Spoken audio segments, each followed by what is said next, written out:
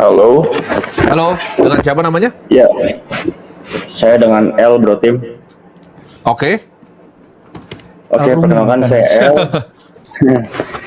Jadi ini umur saya sekarang 32 tahun. Ya. Untuk sekarang lagi bekerja di Hong Kong, udah Oke. hampir 3 tahun. Untuk income di per bulan itu range-nya di 60 juta sampai 90 juta. Kemudian untuk pengeluaran itu di sekitar 20 jutaan. Ya. Kalau misalkan bisa lebih, bisa juga kurang. Maybe Ya. around 20 sampai 30 juta. Ya.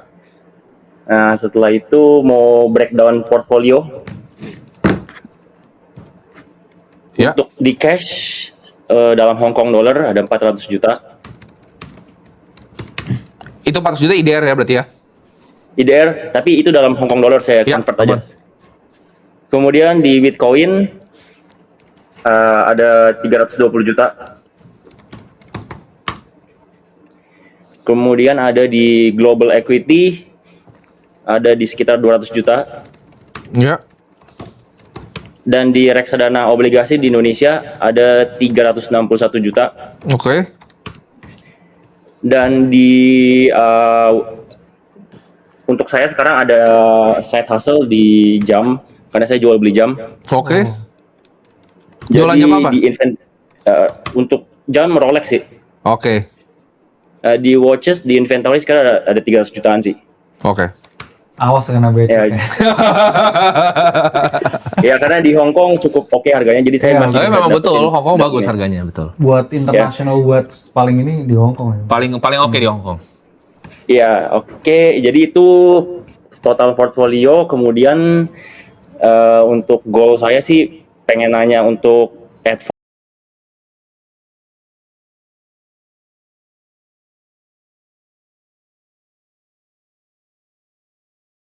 dari portfolionya udah bagus atau belum, dan terus kemudian goalnya tuh mau financial freedom lah, udah nggak mau kerja lagi jauh-jauh karena Oke.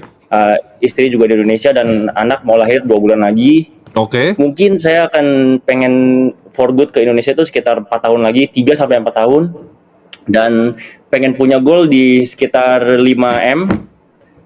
Mungkin goal jauhnya itu 10M, tapi karena ada istri, dia juga ada investment, jadi kita berdua udah sepakat untuk masing-masing 5M gitu. Jadi 10M berdua, jadi kita bisa makan dari 7% per tahun dari berdua itu 10M. Kayak gitu sih. Oke.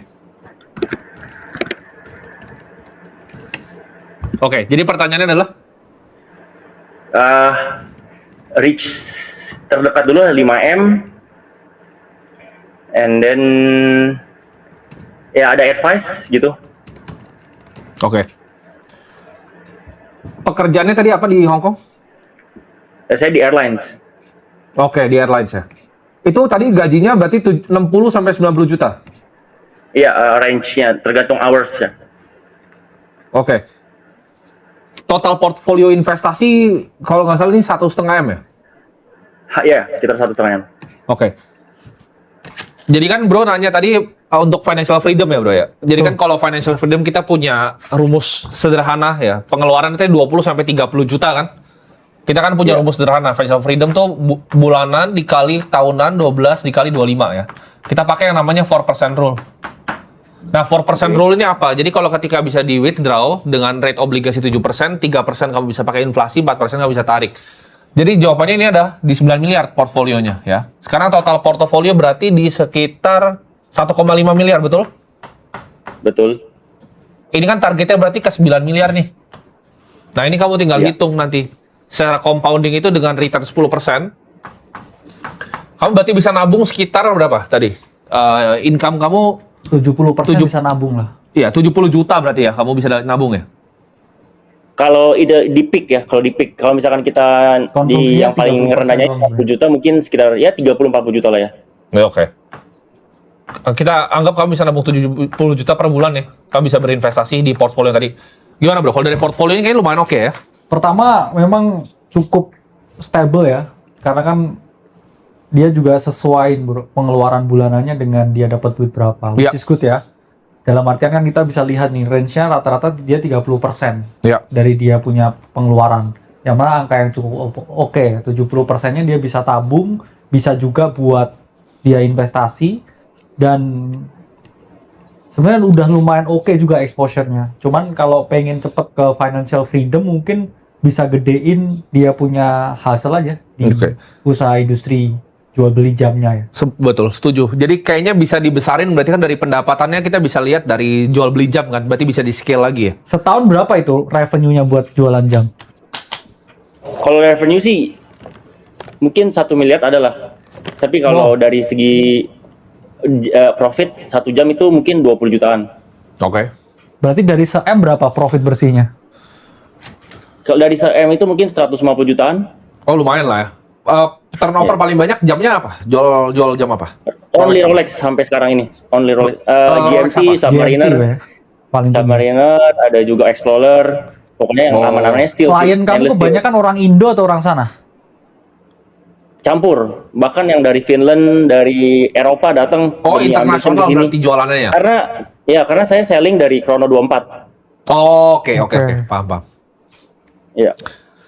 Jadi kamu bisa dapat additional per tahun berarti kan dapat 150 juta untuk side hustle. Nah, itu sebenarnya salah satu yang bisa difokusin buat dibesarin Betul. lagi. Jadi ketika kamu fokus bekerja di pagi sampai malam itu bisa side hustle lagi, bisa dicari cara untuk scaling ya karena banyak ya bro ya yang main jam yang besar-besar Betul. sekali apalagi yang dari Hong Kong itu banyak sekali yang besar sekali.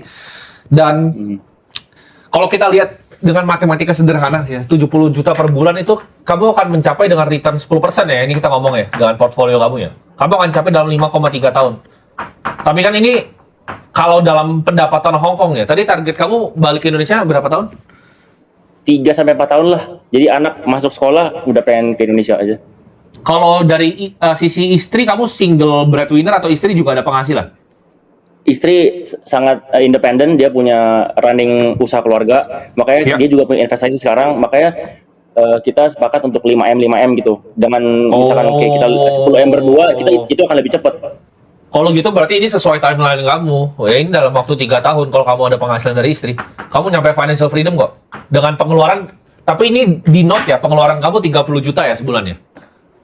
Iya, itu udah tertinggi sih 30 juta. Ya, kita pakai baseline tertinggi, berarti udah angka yang kamu butuh tuh 9 miliar. Jadi ketika kamu mau pensiun beneran berarti kerja jadi. Atau Iya, tetap udah kerja? nggak mau lagi bro. Ya kalau side hustle kan jam hobi, ya itu nggak apa-apa, jalan aja. Cuman kalau yang kayak sekarang ini kan kita berpisah gitu kan, pengennya ya di Indo aja sih. Channel marketingnya gimana tuh buat jualan jamnya sekarang? Sekarang di Chrono 24 sama ada di Carousel, Facebook Marketplace, ya gitu-gitu aja sih bro. Oke. Jadi nanti kalau pekerjaannya di Hong Kongnya mau pensiun, nah itu sebenarnya achievable banget kok dengan kamu bisa, tapi kamu nabungnya segini ya, 70 juta per bulan dengan return rate 10% yang kita yakin portfolio kamu harus tentu ya. Portfolio kamu kan ada Hong Kong dollar, ada Bitcoin, global equity, ada reksadana obligasi. Itu blendednya mungkin sekitar 9-10%. Jadi targetnya pasti tercapai dalam waktu 5,3 tahun. Tapi kalau ada pendapatan tambahan dari istri ini harusnya angkanya lebih dekat ke 3 tahun loh. Jadi sebenarnya Betul. sesuai dia. Pol ya, sebenarnya paling moderat 10 tahun pasti dapat sebenarnya. Iya, 10 tahun pasti 10 tahun mah dapat. dapatnya lebih gitu. Iya. Kamu bisa pensiun lebih dari 9M gitu. Kalau pensiun rencana Oke. balik ke Indonesia berarti?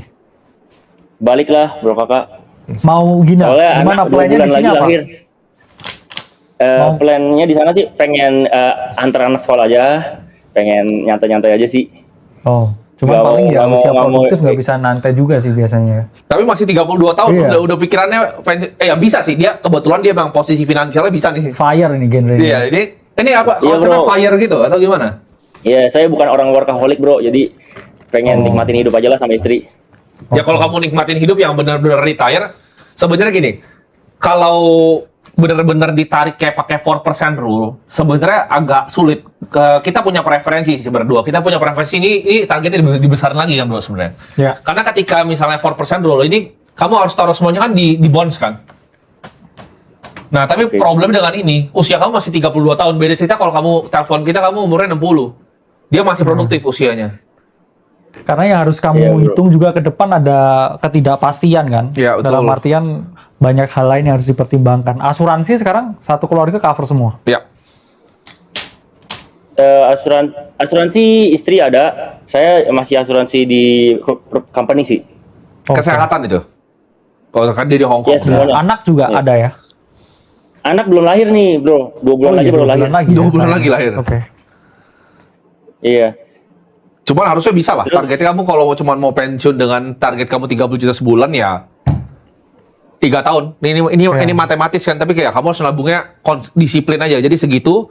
Kayaknya secara portfolio udah nggak perlu diajarin ya. Portfolio udah. Iya, cuman mungkin Oke. cashnya juga 400 juta itu bisa ke reksadana juga sih. Iya, 100 betul. juta aja cashnya mungkin buat Iya, kayak bro, kebutuhan ini- hari-hari.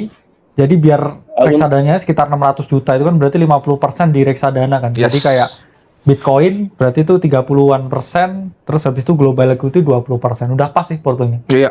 Jadi Oke udah tuh. barbel ya, 50% agresif, 50% konservatif juga. Jadi udah cukup oke ya buat long Iya. term ya. Setuju. Oke. Rencananya 400 jutanya kan itu masih dalam Hong Kong dollar. Maunya masuk money market fund sih, tapi yang di Hong Kong. Iya, Ya, mungkin boleh. dalam- Bagus. boleh. Kalau kamu mau di Hong Kong dollar juga boleh Karena banget. ini dia masih ini juga kena home bias ya. Maksudnya kayak tinggalnya di Hong Kong, cuman yang denominasinya nilainya rupiah yang disebut. Ya, oh iya. Ya. Enggak, tapi kalau itu emang di show ini kita pakai rupiah biar gampang ya nonton. Oke. Karena ntar mereka pusing Iya. kalau kalau Oke. pakai mixnya pusing mereka. Oke. Jadi emang itu udah jadi Udah rulesnya standar, ya, udah ya. rules ya. Bro, sama ada Sebenarnya- satu pertanyaan lagi boleh? Ya, boleh dong. Jadi mengenai Bitcoin sih, karena kan saya juga Ya. punya conviction besar di Bitcoin. Nah, Ya. udah sekarang pun udah self custody dan kemarin kita dengar ada cold card kan? Ya, betul. kasusnya. Kacau tuh ya. Nah, menurut kalian tuh gimana untuk self custody masih oke kan? Oke, gini. Masih aman? Jadi kita dari dulu kita punya pandangan tergantung nominal ya, Bro ya. Jadi contoh Yes. seperti ini. Misalnya kamu punya nominal di bawah 1 miliar. Bijak nggak untuk pakai self custody? Menurut kita sendiri tidak. Kenapa? Karena self custody itu memiliki banyak kesalahan. Contohnya kalau kamu nggak benar-benar ngerti apa yang kamu lakukan, hari ini tuh lagi rame banget ya. Bahkan kita lihat dari CoinKite kan kemarin berapa ribu Bitcoin bro kena hack? Banyak sekali. 70-an juta dolar lah ya. Jadi tanggapan kita terhadap self custody, kalau kamu nggak benar-benar ngerti cara self custody itu bisa jadi bumerang untuk kamu, bisa jadi sangat bahaya. Yang kamu perlu lakukan adalah kamu assess dulu nih kebutuhannya apa. Kalau misalnya di sini kan 320 juta rupiah. Kalau gue pribadi, lo tanya gue pribadi, gue punya 320 juta, itu gue pasti taruh di exchange. Kalau gue, Ya, tuh. karena ngapain gue ambil resiko untuk self custody? Atau enggak, gue misalnya, lo kan udah punya global equity di sini. Saran gue kenapa nggak beli pakai IBIT aja, gitu. Malah ETF lebih bagus lagi. Global equity ini karena kita ngikut perusahaan sih ya, jadi pakai Fidelity, mereka yang urus sih kayak gitu. Nah, Fidelity kan juga punya tuh. Kalau mau beli Bitcoin, Iya, iya. pakai Fidelity punya aja, itu lebih enak dibanding kamu pusing-pusing self custody. Tapi let's say uangnya juga kebanyakan, misalnya uangnya udah di atas misalnya 100 miliar sampai 1 triliun di Bitcoin. Apakah bijak di self custody? Enggak juga. Kalau udah segitu pasti pakai Fireblock, pakai BitGo, pakai kustodian pihak ketiga. Emang bayar management fee sekitar 0,5 sampai 1%. Cuman orang lain yang ada tanggung jawab ya terhadap Bitcoinnya. Ya. Jadi Michael Saylor pun nggak self custody kan? Dia Betul. pakai Coinbase punya, gitu. Oke. Jadi enakan kalau kamu apalagi ada akses ke Fidelity ya pakai Fidelity punya aja, jangan kamu self custody. Tapi buat teman-teman di sini yang nonton, kalau misalnya asetnya masih di bawah 1 miliar Bitcoinnya, mendingan nggak usah gitu. Apalagi misalnya 20 juta bro mau self custody. Ya, Satu walletnya harga berapa tuh hardware wallet itu? bisa 3 jutaan kan. Nah, Jadi nggak terlalu ini juga. hardware wallet satunya 3 juta. Kadang juga kitanya udah bener ya ngelakuin semua Betul. stepnya, cuman kalau kita ngomong faulty-nya kadang juga nggak di kita juga. Betul, Bisa firmware-nya. kena bug, terus habis itu bisa kena AI attack juga sekarang. Betul. Ya not to mention juga risiko-risiko lain, apalagi kita Seatnya hilang. salah ya, seatnya hilang, terus habis itu device-nya tiba-tiba error. Jadi mending kita ukur lah sama diri kita. Pun Betul. nanti kalau misalkan bro punya aset juga udah tambah banyak di Bitcoin, saya ngomong juga split juga bijak. Yes. Satu taruh di exchange yang dipercaya, satu juga kita self custody sendiri. Itu pun self custody-nya juga dipisah ya, hot wallet, cold wallet. Ya, cold wallet pun ya kita pakai ya yang paling kita anggap ya secure secara konsensus global. Ya. Terus hot wallet juga relatif jauh lebih aman ya, karena saya juga banyak pakai juga kan sebenarnya. Dalam artian mending satu HP yang nggak pernah online ya, terus habis itu ya kita pakai trust wallet aja di Yes. sana, HP-nya dimatiin ya, seed phrase-nya ditulis di tangan, ditulis di kertas, tulis tangan kertas, habis itu udah disembunyiin aja. Kayaknya juga relatif bisa jadi solusi yang agak Ya. safe juga ya bro ya, daripada Betul. kita tanggung banyak risiko dengan pure self custody di satu tempat aja, itu risikonya gede banget. Ya, dan kita coba akan bahas ya bro, ini bisa di share screen juga di sini ya. Yes. Jadi kan kita tadi ada bahas Bitcoin, selain kita bahas self custody, jawabannya kalau 320 juta, gua akan simpen di exchange ataupun simpen di ETF. Gua nggak akan pernah touch cold wallet. Ya. Ya. Untuk Oke, bro. harga Bitcoin sendiri mungkin coba kita akan sekalian sharing juga ya bro ya, untuk analisanya seperti apa sekarang. Oke ya. Jadi kalau kita ngomong ya sekarang Bitcoin baru aja ya, per hari ini kan Senin kita dapat yang namanya red close lagi ya untuk Ya. Bitcoin. Karena kalau kita lihat puncak harga di 126.000 yaitu adalah high ya, titik paling tingginya, dan series of lower high ya, kita lihat di 94, kemudian di 83 ya, dan ini kita membentuk lagi nih kayaknya ya lower high. Dalam artian harga mentok di 66.000, itu juga di 13 EMA ya, di weekly chart. Habis itu ada bearish order block. I think ya Bitcoin ada potensi ya teman-teman retest lagi ke 57, bahkan ke sebenarnya ke 53 ya. Saya cukup punya tesis bahwa kayaknya 53 ini ada potensial bisa menjadi cycle bottom juga ya untuk siklus ke depan. Cuman sebenarnya yang harus kita pahami, kita sekarang ada di fase akumulasi sebenarnya. Antara range 60.000 sampai 50.000 ya. Dalam artian saya rasa itu bisa teman-teman jadikan ya range untuk bottom, karena nggak ada yang bisa ya predik bottom dengan sangat akurat. Yang kita bisa lakukan adalah kita melakukan akumulasi di area-area yang kita ngomong cukup ideal. Ya. Karena sekarang kalau kita ngomong fear and greed, areanya rendah, kemudian crypto valuation undervalue, Bitcoin sekarang undervalue. Kamu lihat dari risk metric apapun, ya dia juga risknya rendah. Jadi ya kita harus bisa menempatkan diri ya teman-teman. Ketika marketnya sangat bullish ya, orang biasanya targetnya tuh terlalu tinggi. Cuman pas udah koreksi lebih dari 50%, seperti yang kita lihat sekarang, orang pengennya koreksinya lebih jauh lagi. Jadi koreksi keinginan untuk harga itu turun lebih jauh, itu juga sebenarnya bentuk dari keserakan juga sebenarnya, juga range atas ya. Sekalipun kita dulu waktu melakukan trimming and rebalancing juga nggak bisa benar-benar dipucuknya ya teman-teman, karena banyak sekali faktor variabel yang harus kita hitung, yang kita pertimbangkan juga. Jadi ya lebih baik kita tahu ya area yang mana cukup ideal kita melakukan scale in dan juga scale out. Dan dia juga apa namanya, ada global equity di sini ya. Yes. Coba kita bahas sedikit ya tentang global equity juga. Ya. Oke ya, paling ya kita bisa lihat ya chartnya dari S&P, yang mana sampai sekarang sebenarnya masih menolak buat koreksi ya. Saya berkali-kali membuat analisa ya tentang US stock, karena memang sebenarnya kalau kita ngomong ya monthly time frame S&P 500 ini ada potensi koreksi signifikan. Kenapa? Karena ada bearish divergence di monthly chartnya, ada potensi ya ini stochastic return to median, yang mana kalau stochastic balik lagi ke area 50 ya kita bisa melihat ya adanya potensi koreksi S&P ke 6.600. Yang mana ini setiap kali ya teman-teman kalau perhatikan ada yang namanya bearish ya divergence di monthly chart ya, ini selalu ada penurunan ya. Terakhir kali kita lihat ya bearish divergence di November 2024 ya, market itu mengalami koreksi. Sama juga ya ketika kita lihat adanya bearish divergence di Oktober ya, 2025, market juga mengalami koreksi. Jadi ketika S&P ini koreksi ya, ini kan Bitcoin udah merah duluan nih. Ya ada potensi ya kita lihat Bitcoin di range 50.000. Yang mana saya ngomong 50.000 itu area yang ideal ya untuk kita ngomong akumulasi jangka panjang. Jadi S&P saya lihat ada potensi koreksi di monthly chartnya. Ya.